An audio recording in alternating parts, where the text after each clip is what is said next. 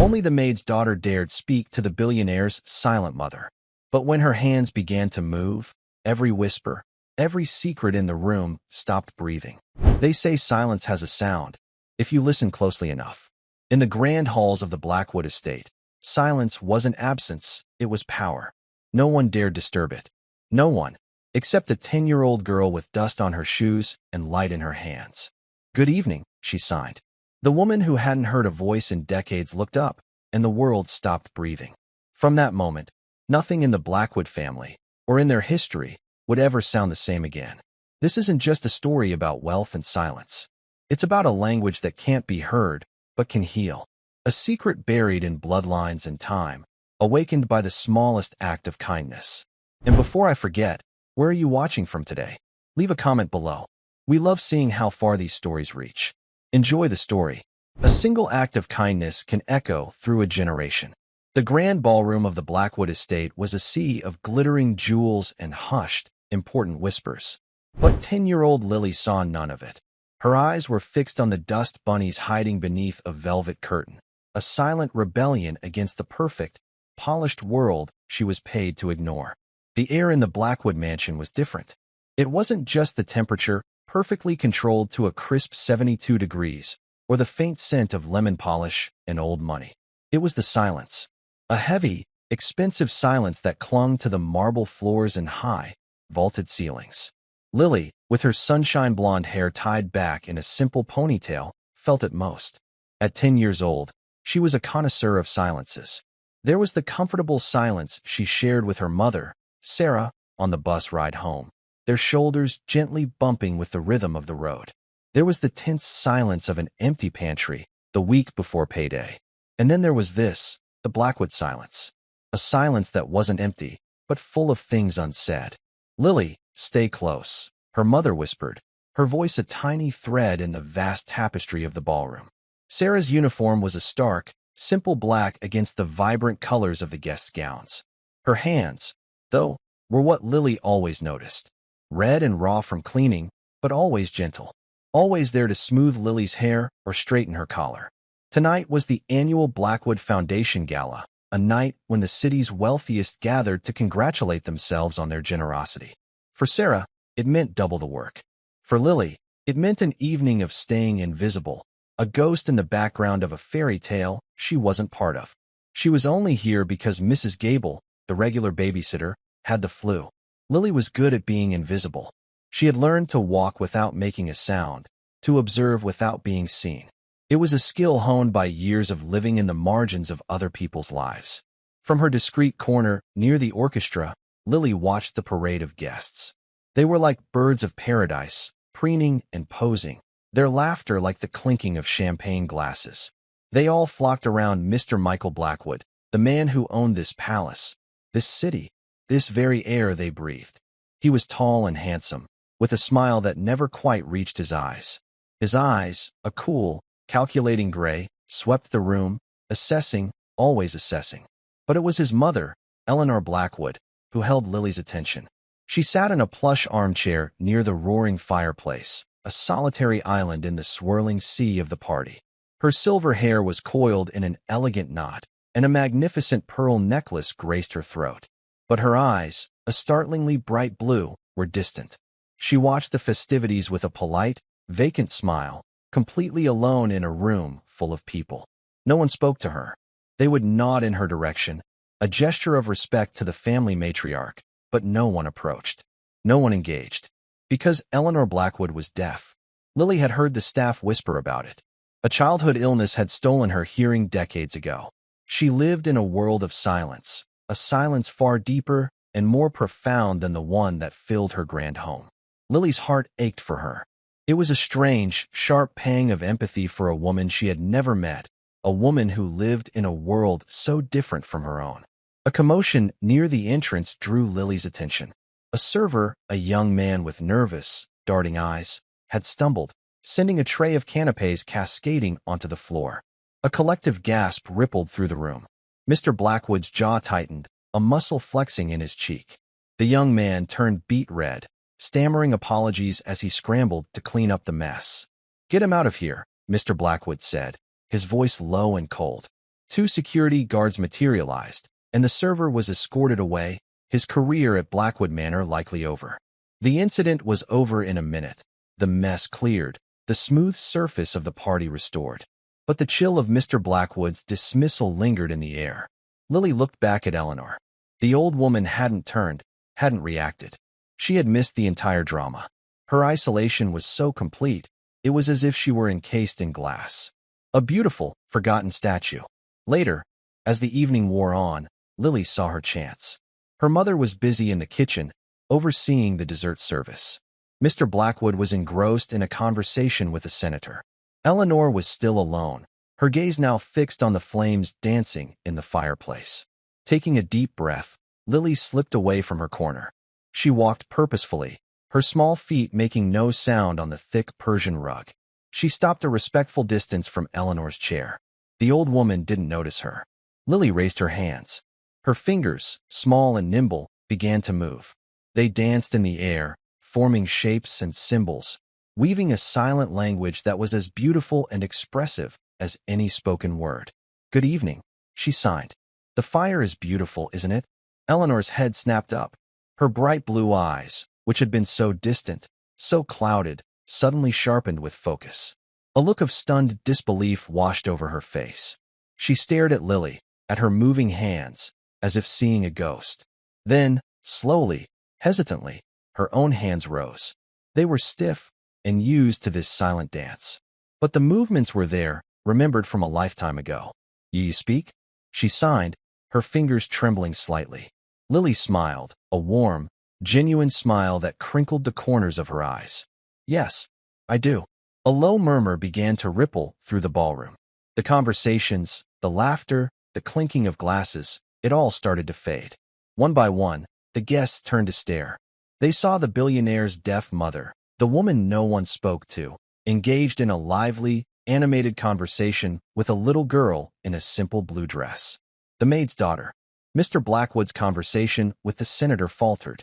He turned, his eyes following the gaze of his guests. When he saw his mother, her face alight with a joy he hadn't seen in years, his mask of cool composure finally cracked. He stared at Lily, his gray eyes wide with a mixture of shock and something else, something he couldn't quite name. The entire room had fallen silent. The only sound was the crackling of the fire and the soft swish of a waiter's jacket. In that moment, the carefully constructed hierarchy of the Blackwood world was turned upside down. The most powerful people in the city were silent, their attention captivated by the most powerless person in the room, a 10-year-old girl who had dared to speak to the woman who lived in silence. Eleanor's hands moved with growing confidence, her face animated, her eyes sparkling. "It has been so long," she signed, a single tear tracing a path down her wrinkled cheek. "So very long since someone truly spoke to me." Lily's hands moved in response, her expression one of pure, unadulterated empathy. "Everyone deserves to be heard," she signed back. And in the gilded ballroom of the Blackwood estate, surrounded by a fortune so vast it was impossible to comprehend, that simple, profound truth, delivered by the hands of a maid's daughter, shocked the entire room. It was a truth more valuable than all the jewels and all the money in that room combined. And it was a truth that would change the course of all their lives forever. Michael Blackwood felt a strange sensation, a tightening in his chest he wasn't accustomed to. It was as if the world had tilted on its axis. He had spent his entire life building walls, controlling his environment, managing perceptions. He managed his company, his investments, his staff, even his own emotions with a ruthless efficiency. But he could not manage this. This small, blonde-haired girl had breached his defenses in a way no corporate rival ever had. She had walked into the heart of his carefully ordered world and created a moment of pure, unpredictable, and undeniable human connection. He watched his mother. The years seemed to melt away from her face. The polite, vacant mask she wore in public was gone, replaced by an unguarded, radiant joy. She was laughing, a silent, shoulder-shaking laugh that he hadn't seen since he was a boy, before his father's death had plunged the family into a different kind of silence. She was animated, her hands and face telling a story that he couldn't understand, but that he desperately wanted to. He started to walk towards them, a slow, deliberate pace. The crowd parted for him, a silent sea of curious faces. He felt their eyes on him, felt their questions hanging in the air. Who was this girl? Where did she come from? How did she know the silent language that had been a barrier between him and his mother for as long as he could remember? He had tried, of course. In the beginning, years ago, he had hired tutors, bought books. He had learned the basics, the polite phrases. Good morning. How are you? I love you. But he had never become fluent.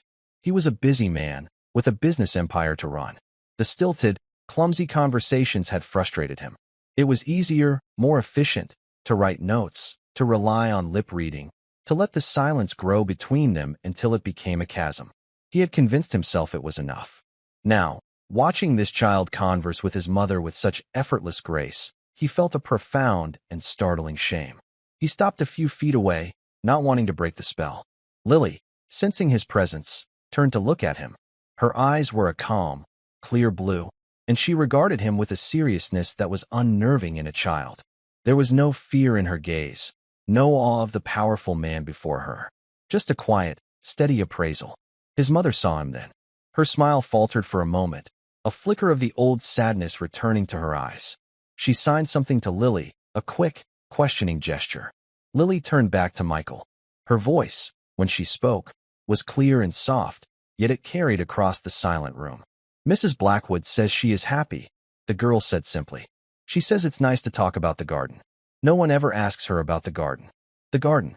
His mother's roses were legendary.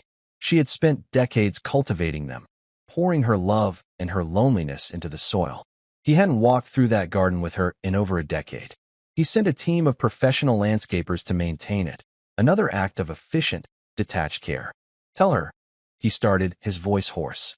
He cleared his throat. Tell her I'm glad she's happy. Lily's small hands moved, translating his words. Eleanor watched her, then signed a response. She asks why you never learned to speak with your hands. Lily translated, her gaze unwavering. She says it is a beautiful language. The question was a direct hit, a gentle arrow that pierced through years of excuses and self-deception. It wasn't an accusation. It was a simple, honest question.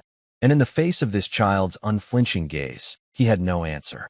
No lie, no evasion, no business deal to distract him. Just the raw, uncomfortable truth. He hadn't made the time. He hadn't thought it was important enough. He stammered, feeling the unfamiliar heat of a blush creep up his neck. I was busy. The moment the words left his mouth, he knew how weak they sounded. Busy. He was always busy. Busy building a legacy for a family he barely spoke to. Busy accumulating a fortune for a son who would inherit a world of wealth, but a legacy of silence. Lily translated his pathetic excuse. Eleanor's expression was not one of anger or disappointment. It was one of understanding, a sad, maternal acceptance that was almost harder to bear. She signed something back, her movements slow and deliberate. She says she knows, Lily said, her voice soft. She says your father was a busy man, too. And there it was. The heart of it all. His father, a titan of industry, a man who had built the Blackwood Empire, had also been a man of few words. His presence had been a towering, formidable silence in their home. Michael had spent his life trying to emulate him, to live up to his legacy, to earn the approval of a man who was no longer there to give it. In doing so, he had become him. He had become a ghost in his own home, a stranger to his own mother. The silence in the room was finally broken by a tentative smattering of applause. It started with one person, then another, until the entire ballroom was filled with the sound. They weren't clapping for the billionaire or the success of his foundation. They were clapping for a moment of genuine, unscripted humanity. They were clapping for a little girl who had reminded them all of the simple, profound power of communication. Michael Blackwood looked at Lily, really looked at her, for the first time. She was not just the maid's daughter. She was a force of nature in a simple blue dress. She was a key that had unlocked a door in his heart he hadn't even known was closed. And he knew, with a certainty that shook him to his core, that this single, extraordinary evening was only the beginning. He needed to know more about this girl. He needed to understand how a 10-year-old child had mastered a language he had abandoned, how she had seen the loneliness in his mother that he himself had ignored. And a small, unsettling part of him suspected that the answers would be far more complex and surprising than he could possibly imagine. The party ended, as all parties do, The guests departed, their expensive cars purring into the night, leaving behind the scent of perfume and the lingering buzz of champagne. The staff began the quiet, efficient work of restoring order, of erasing any trace of the evening's festivities. But something had irrevocably shifted in the atmosphere of the Blackwood mansion. The silence was still there, but it felt different. Less heavy, more hopeful. Sarah found Lily by the fireplace, helping one of the housekeepers gather stray glasses. "There you are," she said, her voice a mixture of relief and anxiety. "Lily, what was all that? Everyone is talking." "I was just talking to Mrs. Blackwood," Lily said, as if it were the most natural thing in the world. "But how?" The hand talking. Sarah struggled for the words, her brow furrowed in confusion. "It's called American Sign Language, Mom," Lily corrected gently. "I learned it from a book." Sarah stared at her daughter. A book? Of course. Lily was always reading. While other kids were playing with dolls or video games, Lily was devouring books on everything from astrophysics to ancient history. She had a mind like a sponge, a bottomless curiosity that Sarah, with her high school education and double shifts, could barely keep up with. But this was different. This wasn't just knowledge. This was wisdom. This was empathy. "We should go," Sarah said, pulling her daughter close. "It's late." She was proud, so fiercely, achingly proud. But she was also afraid. The world of the Blackwoods was a dangerous one. They were not like other people. They had the power to create and to destroy, to lift people up and to cast them aside without a second thought. She had seen it happen, and she didn't want her brilliant, special daughter to become a curiosity, a plaything for the rich. As they were heading towards the service entrance, a voice stopped them. "Mrs. Martinez." A moment. It was Michael Blackwood. He stood in the arched doorway that led to the main hall, his tuxedo jacket now unbuttoned, his tie slightly loosened. He looked tired, but his eyes were sharp, focused. "Mr. Blackwood, sir," Sarah said, her voice trembling slightly. She instinctively pushed Lily behind her, a protective maternal gesture. "I'm so sorry if she was a bother." She was supposed to stay out of the way. A bother. Michael's lips curved into a wry smile. "On the contrary, your daughter was the most interesting person at the party." He looked past Sarah to Lily, his gaze direct and serious. "Where did you learn to do that?"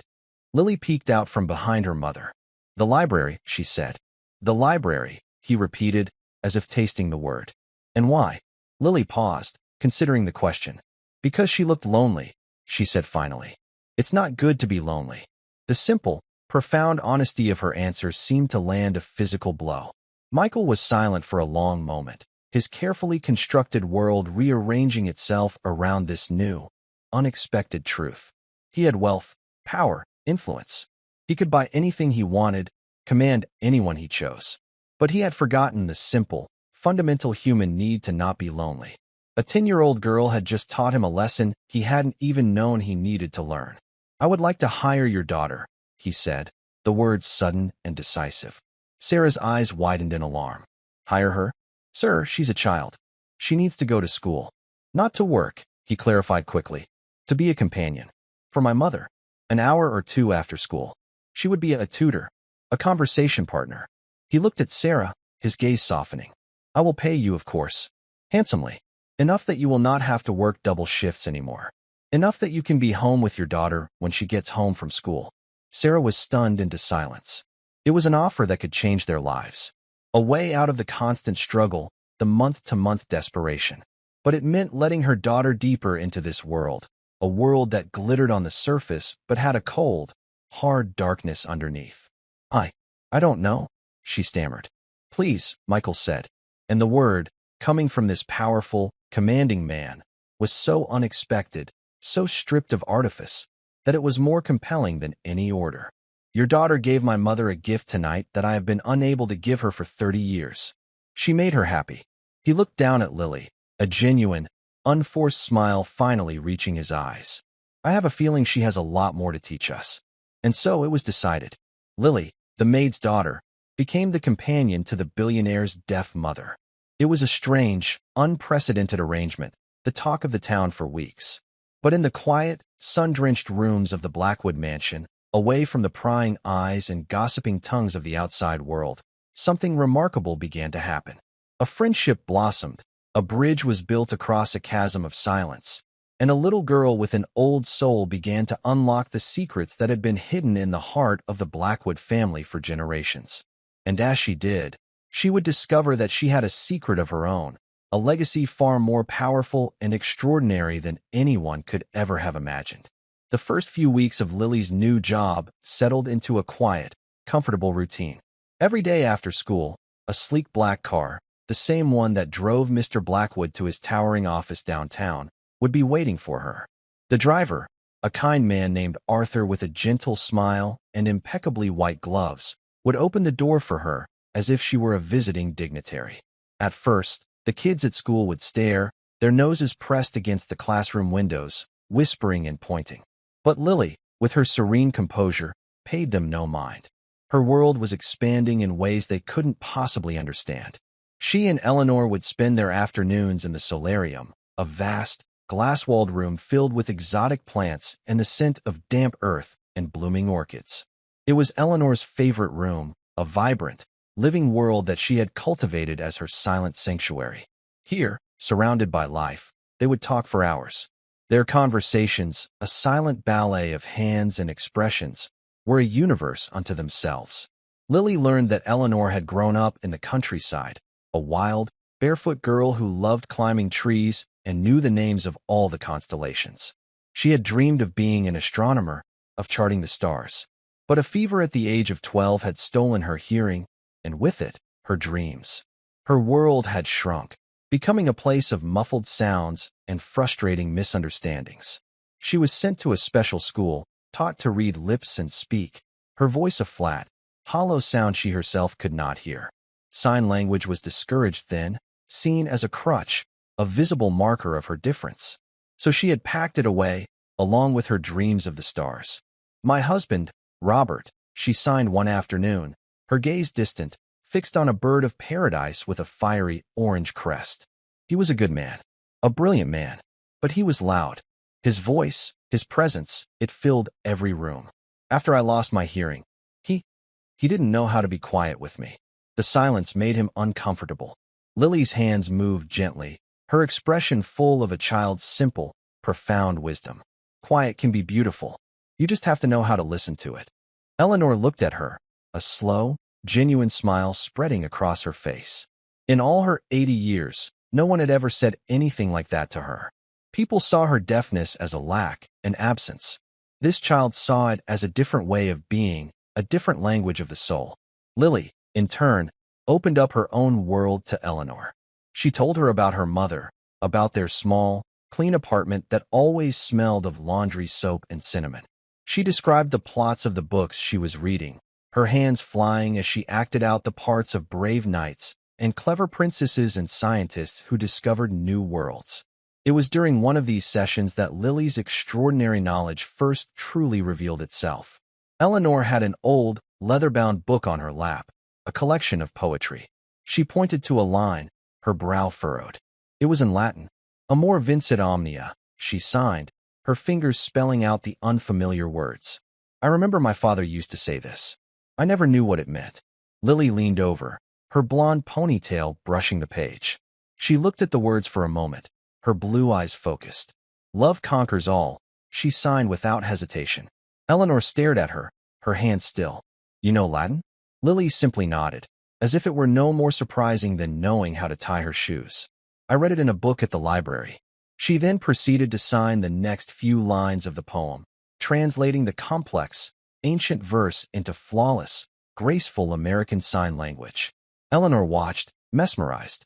It wasn't just that she knew the words, it was the way she understood their rhythm, their meaning, their soul. It was a level of comprehension that went far beyond simple memorization. The child was a prodigy, but it was more than that. There was a depth to her, an oldness in her eyes that was both startling and comforting. Meanwhile, Michael Blackwood was a man in flux. He started leaving his office an hour early, a move that sent ripples of shock through his company. He would arrive home not to the heavy silence of the grand foyer, but to the sight of his mother and Lily in the solarium, their hands moving in a silent, animated conversation, their faces full of light. He didn't interrupt. He would stand in the doorway and watch, a strange ache in his chest. It was a mixture of joy for his mother's newfound happiness and a profound, personal regret for all the years he had missed, all the conversations they had never had. One evening, he found a beginner's guide to American Sign Language on his bedside table. There was no note. He knew, somehow, it had been left by one of the housekeepers, a quiet act of encouragement. He picked it up, the glossy pages cool beneath his fingers. That night, for the first time in 30 years, Michael Blackwood began to learn his mother's language. It was hard. His fingers felt clumsy, his mind slow. He practiced in the privacy of his study, the letters and words feeling foreign and awkward. He stumbled through the alphabet, his hands cramping. But he didn't give up. For the first time in his life, he was doing something that wasn't about business or profit or legacy. It was about connection. It was about love. A week later, he walked into the solarium. Lily and Eleanor looked up, surprised. He took a deep breath, his heart pounding like a nervous schoolboy's. He raised his hands, his movements stiff and uncertain. Good. He fumbled with the sign. Afternoon, Mother. Eleanor's eyes filled with tears. She brought her hands to her face, her shoulders shaking with silent sobs. Lily watched, her expression unreadable. She then stood up, walked over to Michael, and gently took his hand. She repositioned his thumb, corrected the curve of his fingers, showing him the proper form. You're doing great, she signed to him, a small, encouraging smile on her face. Then she turned to Eleanor. He's trying. That evening, for the first time in decades, the three of them had dinner together. The conversation was slow, halting, punctuated by Michael's clumsy attempts at signing and Lily's patient translations. But it was a conversation. The heavy, expensive silence of the Blackwood mansion was filled with the quiet, beautiful language of effort, of forgiveness, of a family slowly, tentatively, finding its way back to each other. The changes in the Blackwood household did not go unnoticed. The staff, who had worked for years under a cloud of unspoken sadness, felt a lightness in the air. There was laughter now, quiet at first, then more frequent. The oppressive silence was receding, like a long, dark tide. But not everyone was pleased. Michael's fiancée, a woman named Isabella Vance, watched these developments with a cool, appraising eye. Isabella was a woman who fit perfectly into Michael's old life. She was beautiful, intelligent, from a family of equal wealth and social standing. Theirs was a match that made perfect sense on paper, a merger of two powerful dynasties. But it was a relationship built on shared ambitions, not shared affections. Isabella saw Lily not as a sweet child, but as a disruption, an unpredictable variable in a world she liked to control.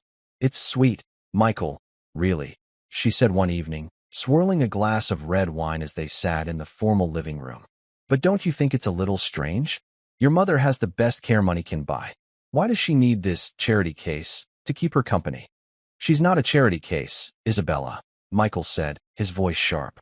And she's not just keeping her company. She's teaching us. She's teaching me. Teaching you what? Isabella scoffed. How to wave your hands around. Michael, be serious. You have a multi-billion-dollar company to run. You don't have time for these little sentimental projects.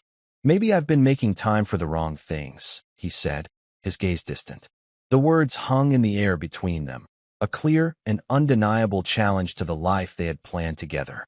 Isabella saw the shift in him, the ground moving beneath her feet, and she did not like it. The conflict came to a head a few weeks later. The Blackwood family kept a private study, a room that was more like a museum, filled with artifacts and heirlooms from generations past. It was Robert Blackwood's old sanctuary, and Michael had kept it exactly as his father had left it. On a high shelf, in a glass case, was a collection of military medals, including a Medal of Honor. They had belonged to Michael's grandfather, General James Blackwood, a legendary hero from World War II. One afternoon, Lily and Eleanor were looking at old family photo albums. Eleanor pointed to a picture of a handsome, square-jawed man in a crisp uniform. My father, she signed. James. He was a great man. A hero. Lily looked at the photograph, her head tilted. Then she looked towards the study. Are his medals in there? Eleanor nodded, a shadow of sadness crossing her face. Michael keeps the room locked. He says it's to preserve things. But I think the memories are too heavy for him. Later that day, Lily was wandering the halls while Eleanor rested. She found herself standing before the heavy oak door of the study. It was, as Eleanor had said, locked. But Lily noticed something. A small, almost invisible key was tucked away on the top of the doorframe. It was a gesture of a son who wanted to keep the world out, but couldn't quite bring himself to throw away the key. Her curiosity piqued. Lily took the key, unlocked the door, and slipped inside.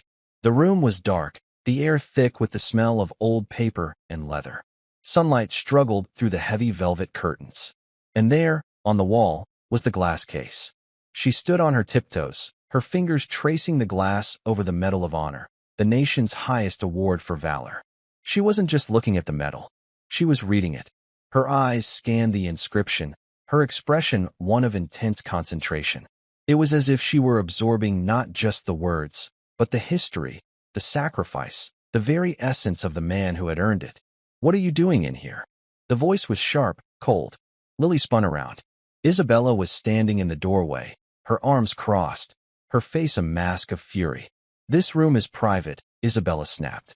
"You have no right to be in here. You are the help. You need to learn your place." Lily didn't flinch. She simply looked at Isabella with her calm, unervingly perceptive eyes. "I was just looking," she said. "Looking at things that don't concern you." Isabella sneered. She strode into the room and grabbed Lily's arm, her perfectly manicured nails digging into the child's skin. "You're just like your mother. A little gold digger, worming your way into this family." At that moment, Michael and Eleanor appeared in the doorway. Michael had heard Isabella's raised voice and had come to investigate, his mother trailing behind him, her face etched with concern. "Isabella, what is going on?" Michael demanded, his voice dangerously low. "I found her snooping," Isabella said, tightening her grip on Lily. "In your father's private study. This is what happens when you let stray dogs into the house, Michael. They forget their place." Michael's face hardened into a cold fury. He strode forward and gently but firmly removed Isabella's hand from Lily's arm. He knelt down, his eyes level with the child's. "Lily, are you all right?" Lily nodded, her gaze fixed on the display case. "That medal," she said, her voice quiet but clear. "The inscription. It's wrong." Everyone in the room froze. "What did you say?" Michael asked, bewildered. "The citation," Lily said, pointing. "It says the action took place at the Battle of the Bulge in December 1944. But General Blackwood wasn't in Belgium then. He was leading a covert operation in the Hurtgen Forest.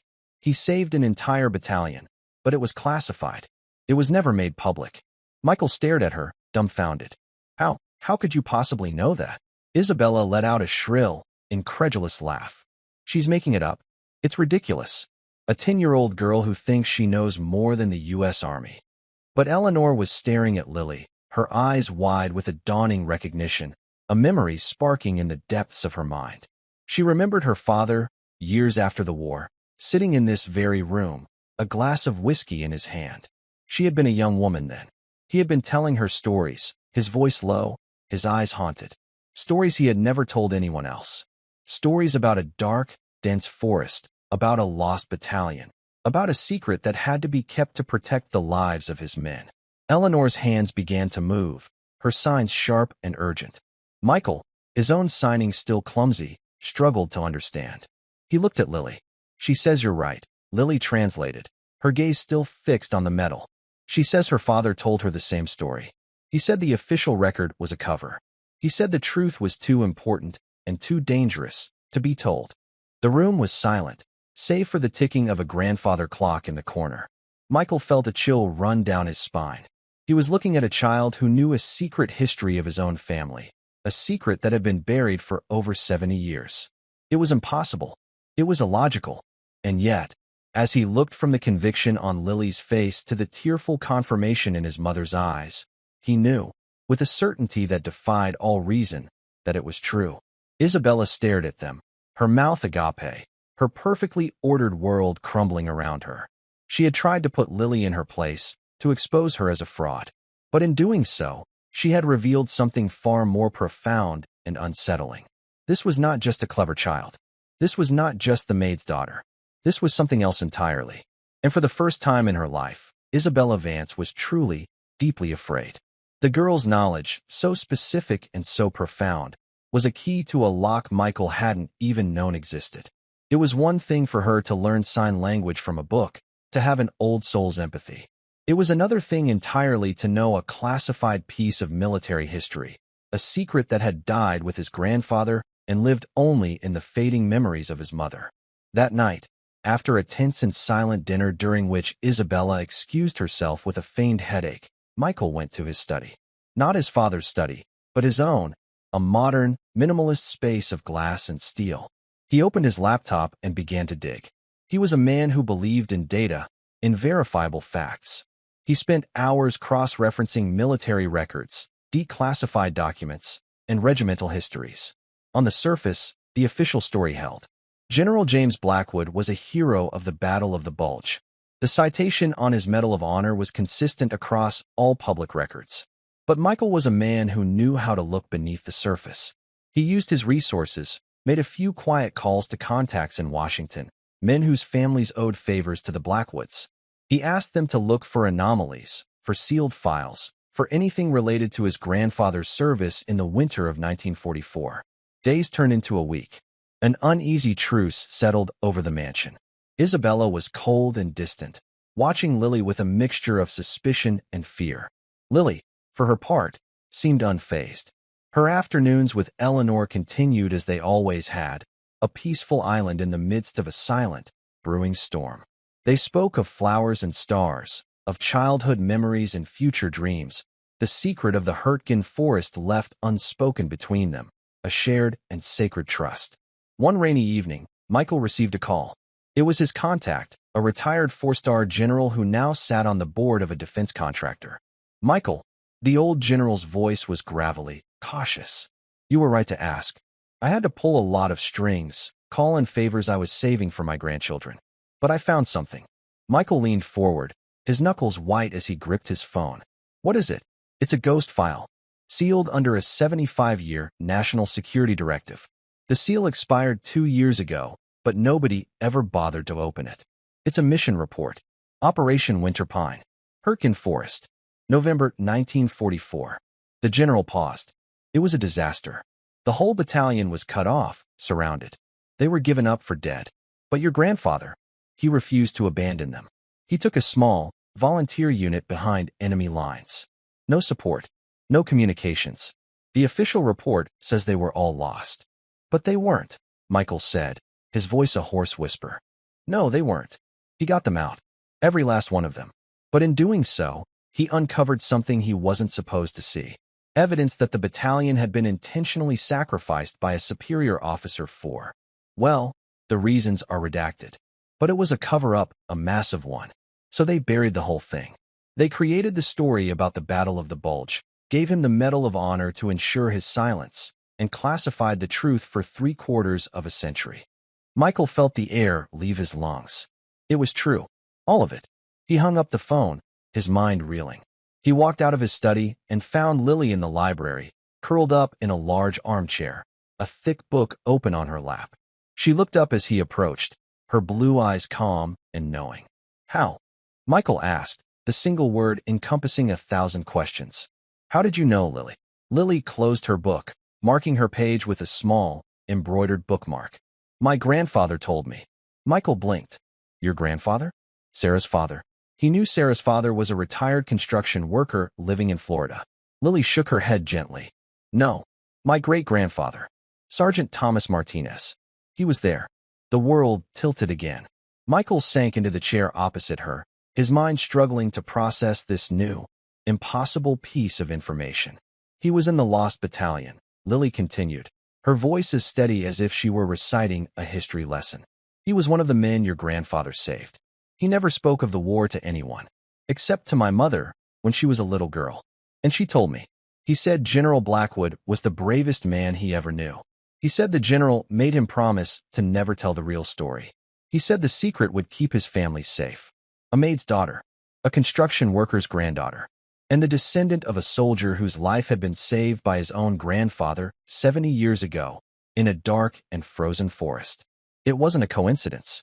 It was a connection, a thread of history and fate that had woven their two families together across decades and social classes, leading to this very moment, in this very room. My grandfather gave yours a gift, Lily said softly. The gift of his silence. In return, your grandfather gave him a gift. the gift of his life. She looked at him, her gaze direct and powerful. Sometimes, the most important debts are the ones that are never spoken of. Michael was speechless.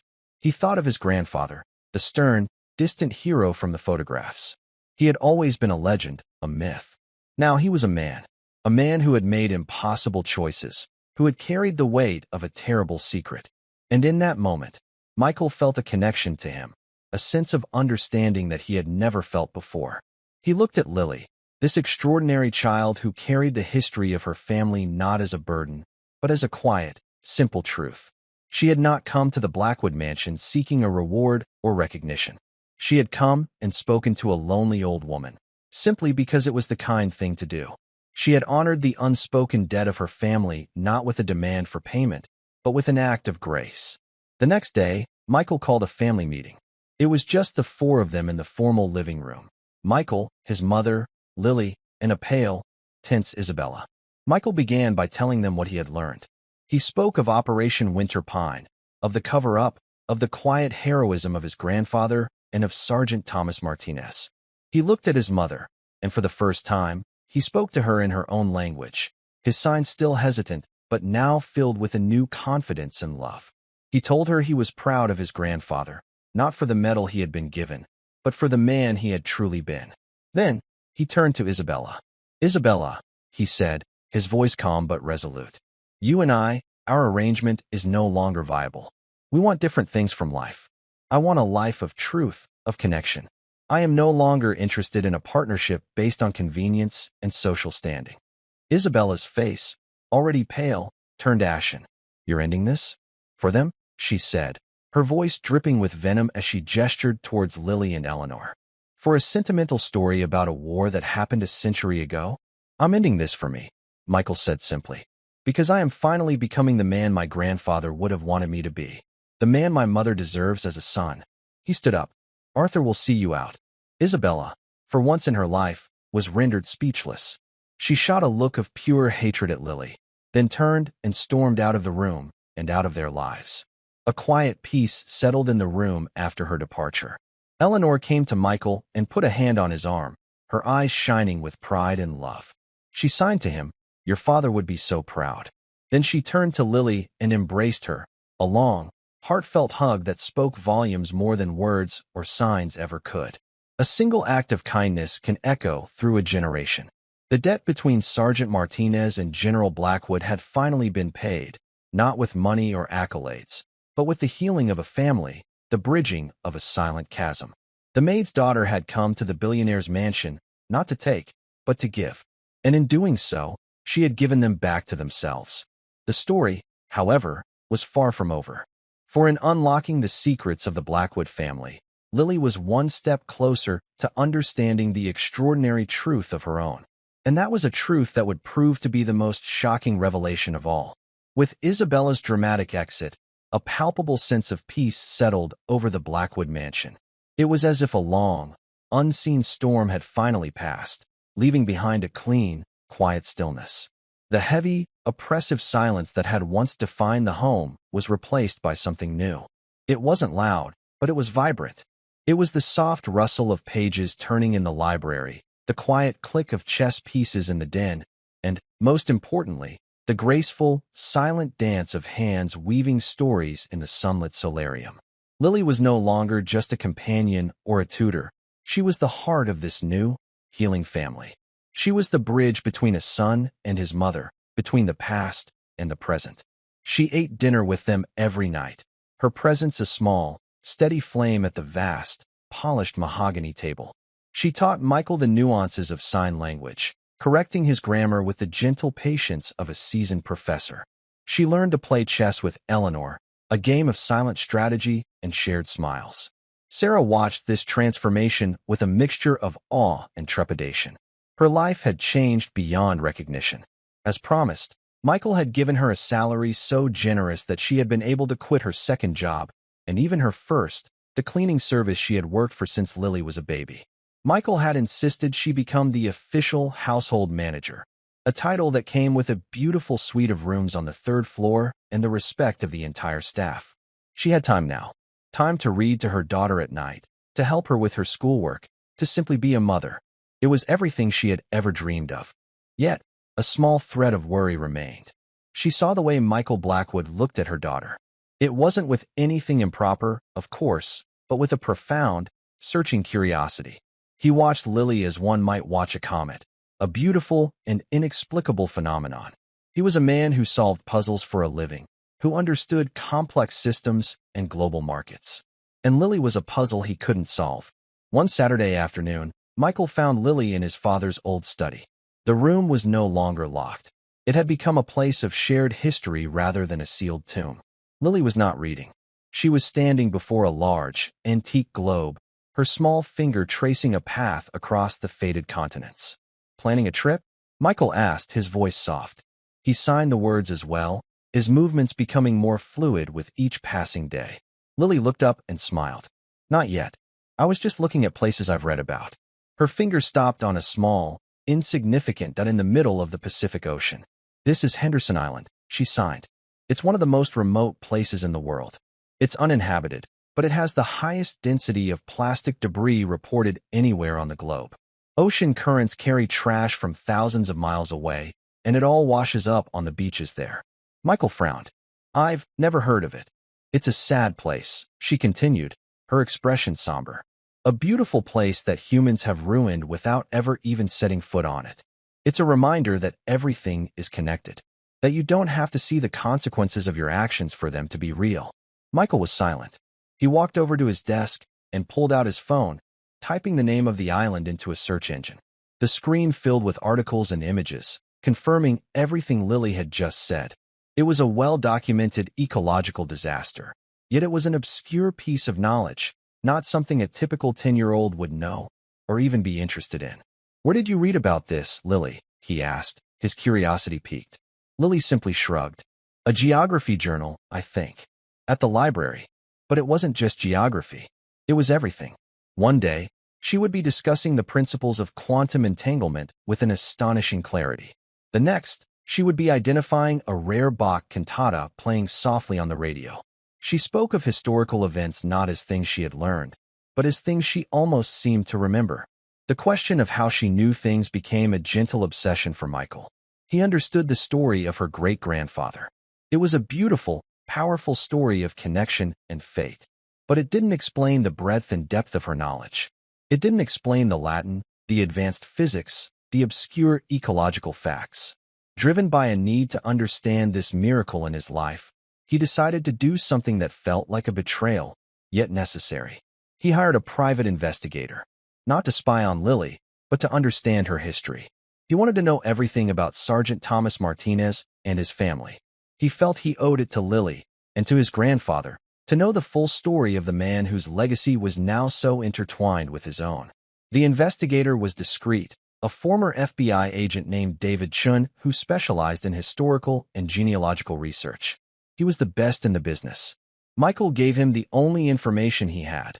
Sergeant Thomas Martinez served in the U.S. Army during World War II, was part of the Lost Battalion in the Hurtgen Forest. While Chun began his work, life at the mansion continued its peaceful course. The bond between the three of them deepened. Eleanor, with Lily as her voice, began to re-engage with the world. She started hosting small afternoon teas for old friends, the silence filled with the warmth of rekindled connections. Michael, for his part, found himself changing in ways he never thought possible. He started listening more than he talked. He delegated more at work, discovering that the empire he had built could, in fact, survive without his constant, obsessive attention. He was discovering the simple, profound joy of being present.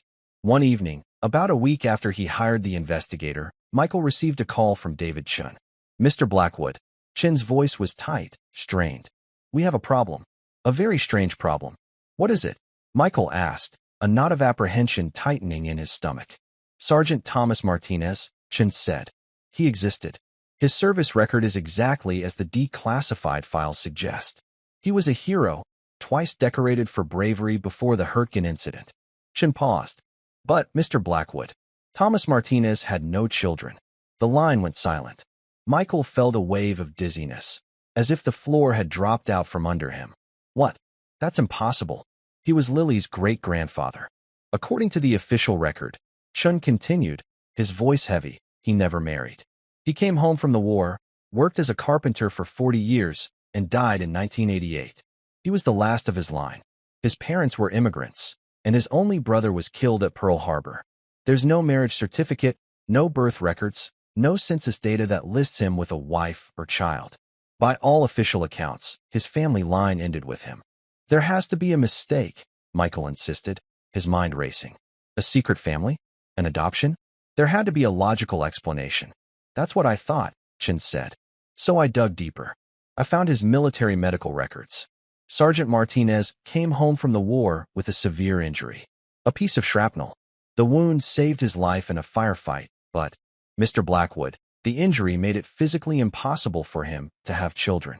The words hung in the air, cold, hard, and irrefutable.